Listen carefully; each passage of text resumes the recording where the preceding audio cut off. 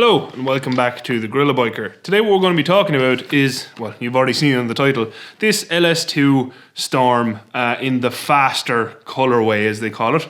This is obviously the orange and blue color and I really like it. There's loads of different designs available on this helmet. They range in price from about €140 to €190. Some come with the pin lock included, mine did. And obviously different colors cost different things. One of the coolest ones I've seen is the titanium color scheme, which is up at the top end of the bracket and does seem to come with the pin lock. One thing I would highly recommend is if after this review you do want to buy one of these, get the one with the pin lock included. It's well worth it.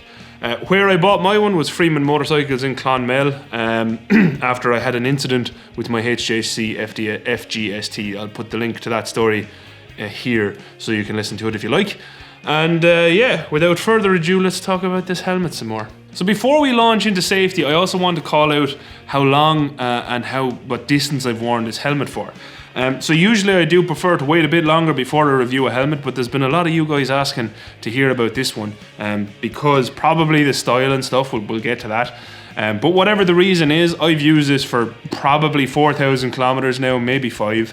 And through all weather conditions, some good conditions, lots of rain, lots and lots of rain, some really cold days and some slightly warmer days. I haven't used this in peak summer, say, but some warmer temperatures. So the one thing that I will say is in maybe 30 plus degree heat, not only would I never experience that in Ireland, but I definitely haven't experienced it. So do take my warmer climate commentary with a pinch of salt. It's warmer climate for Ireland. So, you know, not the hottest place in the world. So safety, this helmet is fully EC stamped on the back, EC 22.05, which is the older version, not the new one that's coming out. Worth keeping in mind because 22.06 is a lot more stringent and does have oblique test angles and stuff, the neck brake ones. So that's worth bearing in mind. It does come with, excuse me, it's very cold in here. It does come with a British Motorcycle Sport sticker if you're interested in using it on track, so you can use it on track. And it does not have a sharp rating, which usually would stop me buying helmets. But LS2, this is their KPA thermoplastic, this helmet. It says it right there. Which is also used on the LS2 Valiant, and that scored 4 out of 5, and it's a modular. So that's what I based my decision off. Similar style helmets, obviously one is a modular, one isn't. So I was assuming / hoping that if this ever does get tested, which it might not because it is kind of a pattern helmet, no one tests all of their helmets in the range. I would hope and assume it'd score around about 4 out of 5. Either way, that's what I based my decision off, but make your own decision. So, is certified to ECE, can be used on track, but does not have a sharp rating. Worth noting. But yeah, like I said, it is out of their KPA thermoplastic. It's just a fancy word. It is what it is. LS2 have been around a long time and have a very good reputation. Yes, they're on the cheaper side of helmets. Of course, I still haven't seemed to have bought a really expensive helmet. I lie, I have my Orsa 11, that's actually pretty expensive. I use that for the track. But overall, from a safety perspective, LS2 do have a very good reputation, even for a cheaper helmet. So that is worth bearing in mind. Other things then, it does come with a micrometric strap, which is the old clicky one, like this. So clicks together, and then the red tab pulls it apart. Some people prefer double D-rings. Personally, I do also prefer double D-rings, but micrometric straps are perfectly safe. They've been tested and around a hell of a long time. If there was anything wrong with them, they wouldn't still be allowed on helmets. Other things to note then, this helmet does come in 2 shell sizes. Now, 2 shell sizes is better than 1 shell size, but it does mean that you're on kind of the lower end. So if you have a really small head or really big head, you're stretching the limits of what the shells are for. Thankfully, I fall into a completely standard head size. I'm an XL, which is around about perfect for the larger shell size. But bear that in mind, if you want a helmet that is super safe and you are an outlier, like I am for most other things size-wise, except one thing. But you know, basically 2 shell sizes is the kind of minimum level of acceptability in my opinion. So again, worth bearing in mind if you are selecting this helmet. It is obviously a cheaper helmet, tailored to a budget, so less shell sizes means it is cheaper to manufacture because you'll need less molds and development and stuff, but it does mean you're going to have more liners and whatever else inside in the helmet. Other things then, between the EPS liner, which is your actual protection foam, and the comfort liner, there is a nice little mesh to kind of protect the protective foam. First helmet that I've had that, usually it moved the comfort liners and it's just there exposed and can get damaged if you're shoving things into your helmet for whatever reason. You might do that if you're fitting something. That net actually is a really nice touch from LS2. When I noticed that, I was impressed. Other things then is you have a really big viewport from your visor. Now, whether you call that safety or not, I do like it, and there's a good firm lock on that visor. It's hard to, you know, that's not going to come open too easily. You do have to give it a good jerk. So nice firm closure system. On durability, I don't know. It's a little plastic tab, so I don't know, is that going to wear poorly over time rather than a kind of a clip. And not a safety thing, but just something I'll talk about later actually on that. But anyway, other things then, it does also have a drop down sun visor, which does give you a little bit of squish in that forehead section, which I know some people really don't like, so worth mentioning as well. But I mean, if you're in the market for a helmet with a drop down sun visor, you know, it has one, so be aware of that. And that is kind of it for safety. So overall, it's pretty much what you'd expect from a minimum safety level. It has its ECE approval. That's about it. There's not much other information out there that you could actually rely upon. Obviously, people who've crashed with them, different situations, you could probably find them if you went digging for them. I didn't. I based my decision off the fact it was KPA, thermoplastic, which the other helmet in the range, round about the same age and stuff, was 4 out of 5. And LS2's brand reputation, which is pretty damn good, even for a more budget-friendly helmet. So now we're going to talk about the functionality of this helmet. How useful is it? The pros: it has a really large viewport, really easy to see everything around you, really good peripheral vision on it. That is very nice. Micrometric strap, if you're in and around town, I do think a micrometric strap is a little bit handier than a double D ring. It's just a little bit faster. You can actually close it and open it with gloves on, whereas I've never really managed to do that with a double D ring. Small things, but worth mentioning. There's great airflow in this, so you have one open, adjustable vent here, and also another one up here on the head section, and then you have 3 vents at the back, here, here, and here.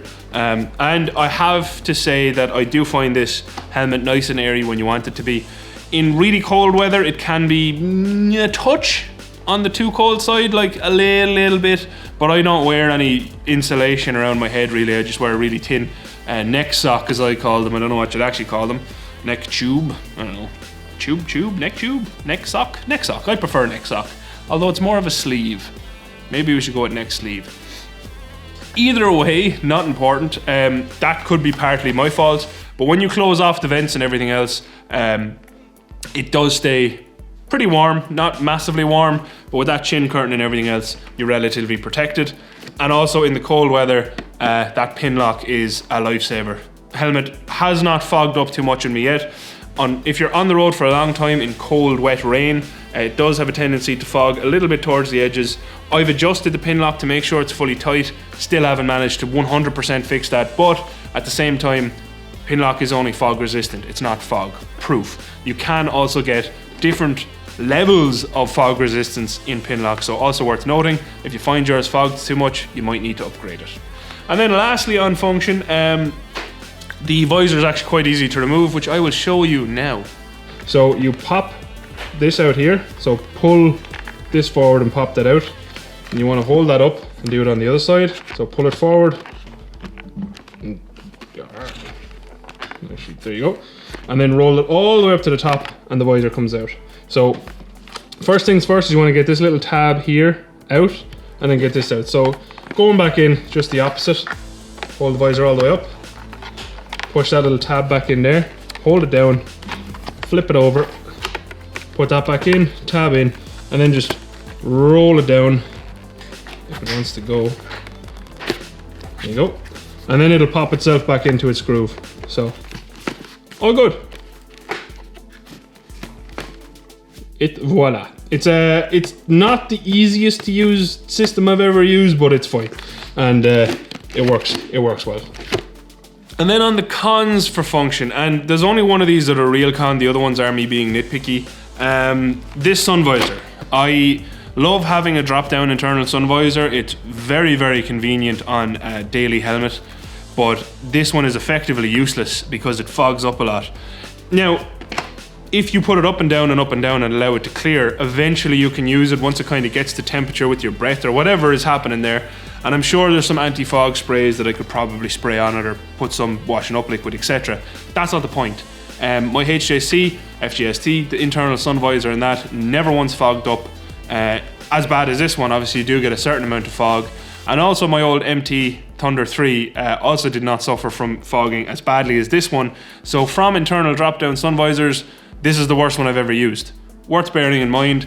Does it render it unusable? No. In like normal weather, it's fine. It mainly fogs up in colder weather and in rainy weather, and can eventually clear. But for me, most of the days now, you have that low winter sun here. If you ride in winter, you know what I'm talking about. And it's just always in your eyes if you're riding into it. And that visor, if I don't leave my visor cracked, my main visor cracked, it's gonna fog up. And if you leave the main visor cracked when it's 4 degrees outside, you freeze your whole face off. So, you know, not ideal. Other things then, when with winter gloves on, or not even winter gloves, but slightly thicker gloves, these vents can actually be hard to feel. The whole helmet's nice and contoured and has nice aggressive lines, but they can be hard to feel. Now, it was a bit of a learning experience. I think I'm better with them now, but just as a point out, they don't have any really textured surface on them. This ridge here feels quite similar to this ridge, so in gloves and you're patting at it, it can be hard to feel. So that's one thing. This vent up here is not so bad. That's actually a lot easier because, you know, you have that, I use that little angle there, and obviously here you go, you know, it pulls open pretty easy, and then you have the angle at the back. So the top vent is a lot better. The front vent can be a little bit fiddly. And then also in thick gloves, because this is quite a good closure system, I should have listed that as a pro. Actually, we'll call it a pro. You know, your finger is guided here by this chamfered section here, or well, that's a chamfer. It's not a fillet. A fillet is circular. Chamfered's flat. You know, you can get it there, but again, with thicker gloves, especially if you moto vlog and have a camera mounted here, it's quite hard to get in at that.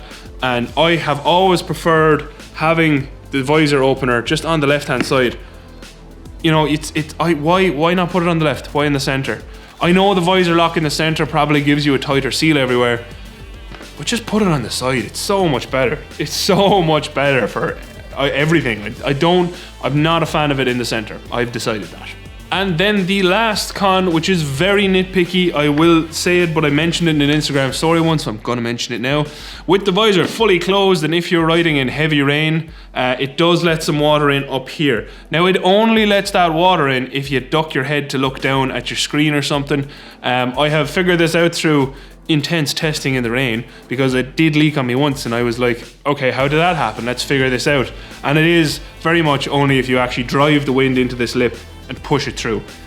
Still not giving it an excuse. It shouldn't really happen, but it is only in pretty much that circumstance that it does let water in. So it's a nitpicky con, but it's worth pointing out so everyone knows about it. Then comfort. So this is an oval head shape helmet, and I will say the second I put it on after changing from my HJC FGST, I found this more comfortable off the bat. Loads of chin room. It fits my head really nice. Absolutely no complaints. The comfort liners do hug your face nicely, and they feel really good quality. Like even in my hand now, they're a good quality comfort liner, which is really important because if you ride your bike a lot, your head is in there quite a lot. You really don't want something that's scratchy or whatever else, or that catches your beard. If you have a beard, I have experienced that before, and like a helmet at a go-karting center caught my beard constantly and was really annoying. But these ones do not do that. They're very, very comfortable for the price of the helmet. And overall, it is a very comfortable helmet. The other things then that kind of contribute to good comfort is it is airy enough. Like I said, it's not a very, how would you say, restrictive helmet breathing wise. I always find I have enough air. I prefer a more breathy helmet anyway. I don't like ones that are too restrictive that make me feel a little claustrophobic and feel like I can't breathe as well. You don't have that with this one, but that obviously does then have its downsides in the winter, so worth bearing in mind. Wind noise is actually quite good on this, as in it's not too loud. I don't know, is that anything to do with this kind of diffuser they have going on at the back here? Maybe it is. I don't know, is, you know, that's something they actually put in a wind tunnel and test it, or did they just mock it up on, you know, some form of software and say, yeah, that'll work. But if that's what's doing it, great. Or is it the angles of the helmet that just wave the guide the wind off your head a little bit better, that lowers the wind noise in comparison to my old HJC. It's not that it's over much quieter, it's that it sounds like it's less turbulent across the helmet, which, you know, obviously makes it sound a little smoother and hurts my ears less. Then the last few things for the comfort is the audio speaker pockets for your Bluetooth communicator, if you have one. They're nice and roomy, so you really can't feel the speakers when they're sat in there, which is really nice. I could always ever so slightly feel them on. I've broke this ear before, I don't know, can you see that, but I have a big lump of like cartilage broken there, so I can feel things in this ear a lot. This one can't feel them at all, so if that's something you don't like, the speakers fit really well into this helmet. Not that the HJC was ever uncomfortable, they fit in there well, it was just a little bit tighter, so I was slightly aware of it over longer rides. This one, don't feel them at all, which is nice. And yeah, lastly then, it's really easy to take on and off. Like I said, that oval head shape, the comfort liners allow your face into it, with your head into the helmet really nice. I know some helmets have a tendency to bend down ear tops and stuff like that, which is not a nice feeling, it's not a pleasant feeling. But as you can see now on the screen, this you can take on and off with ease and comfort, and it doesn't catch my ears. So if you have an oval style head shape that this helmet would suit you, I think you'll be very happy with that, and you'll be able to take it on and off without, you know, pushing your ears up under the comfort liners, which, you know, can happen, and that doesn't make a helmet a bad helmet. It just means it's that little bit harder to take on and off, which, you know, it's worth pointing out.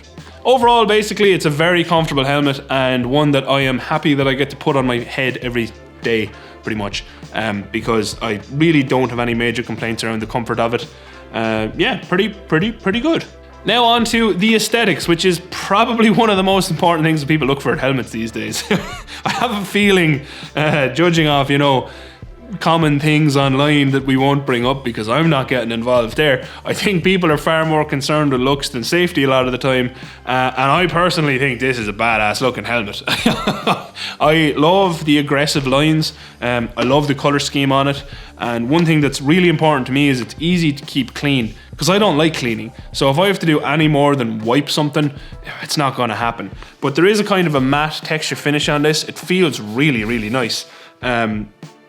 That comes across weird, but it does. I'm not sorry. It's like textured paint, it's class. But it also actually wipes clean really easily, which is important because a lot of matte things can pick up fingerprints and stuff like that. If you've ever painted a car mat or a bike mat or whatever, they can pick up dirt quite easily. This doesn't, and does wipe clean with just like a baby wipe, so very happy with that. Absolutely no complaints.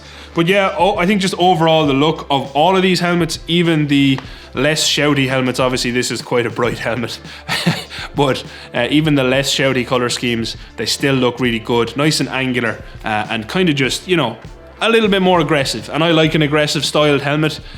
Some people obviously prefer rounder helmets, but for me, I think this is pretty nice. So yeah, overall on aesthetics, it's a good looking helmet. I mean, obviously that is subjective, but there are so many colour styles available for this helmet. Have a look on LS2's website if you're interested in seeing them all. There's plenty on there to see, or look at your local dealership and have a look there. But yeah, plenty of colours available for it, in solid or more shouty styles like this, which, you know, nice having the choice. Very important to me to have a choice in how my helmet looks, because I like coloured-y socks and I like coloured-y helmets. That's about it. I like loud colours. Who am I kidding? I do, they're hard to find. So overall, are there any alternatives for this helmet? I did a quick check on the kind of price range you'd be looking at, and you know, if you're more interested in safety, the HJC C70 falls into the same price bracket and is 5 out of 5 stars on the Sharp test. Still a pretty good looking helmet. Personally, I prefer this one. But obviously you can't go wrong with HJC. I think they're great helmets. My one lasted me for 60,000 kilometers before a chunk of car blew a piece of it off. RIP helmet. And yeah, so really and truly, there are, you know, that's a good safety option. And then there's also the HJC i70. Now, there are a lot more helmets in this price range, but you know, if you like the look of something, do your own research, make sure you're comfortable with purchasing that helmet.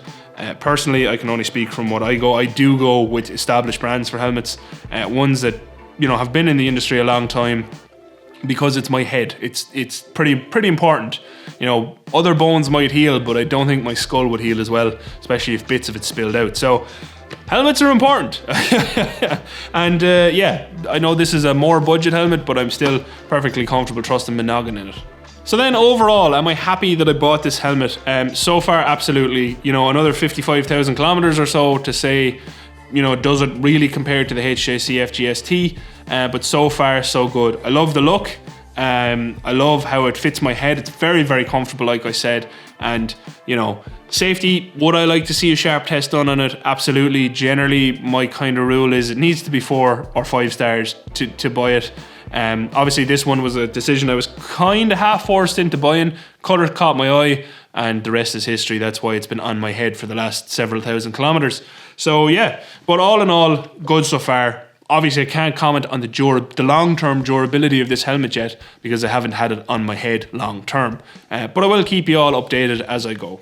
So yeah, if you've watched, thanks for watching. If you would consider this helmet, if you're one of the people asking about this helmet, please do let me know down in the comments. Before you buy one online, do go to your local motorcycle shop and see are they a similar price. You know, give them a bit of support. One thing I would say is don't think I'd buy this, judging on how much that sun visor fogs. I don't think I'd buy this without pin lock, because I would not be confident to say that wouldn't do exactly what the sun visor does if they're using the same type of plastic. That is important. And yeah, other than that, I think that's all I really have to say. It's a good helmet. I would have no hesitation in buying one and putting it on Toaster's head, for instance. And obviously her head is more important than mine, because I don't want to look after me, I suppose. Yeah, gotta keep her healthy. Me? I kid. Before anyone gives out to me, I'm looking at you, Chewie. And yeah, anyway, as always, a very special thank you to all of my patrons. I really do appreciate the support you give the channel. I know a few of you are interested in this helmet, so let me know privately or in the comments, would you consider buying one? I'm interested. Do you like the loud colours, or are you more of a blander colour type person? Again, let me know in the comments. Fill up those comments. I love seeing comments from you all. So yeah, until next time, thank you very much again for watching. Adios. Outro crew. Whoa. That's ridiculous. I don't know how I thought of that question. I was about to say, which is, this isn't even a question. No, I'm asking it, right? What would you think if I painted the CBF in this colour scheme? Can you imagine the CBF in the matching scheme to this? No one would ever call it boring again anyway. What do you think? What do you think? It's doable. I can do it. You can do anything these days. CBF in these colours.